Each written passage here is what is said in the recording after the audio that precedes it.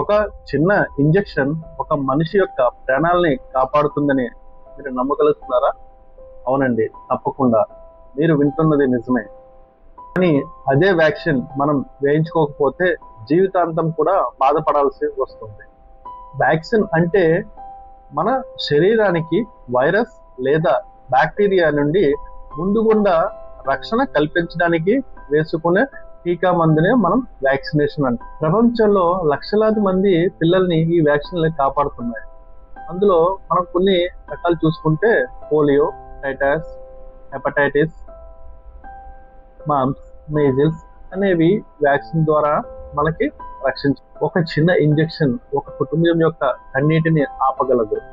So తప్పకుండా మీరు according to immunisation schedule ప్రకారం తప్పకుండా మీ పిల్లలకి వ్యాక్సిన్ అనేది సమయం తప్పకుండా వేపించండి.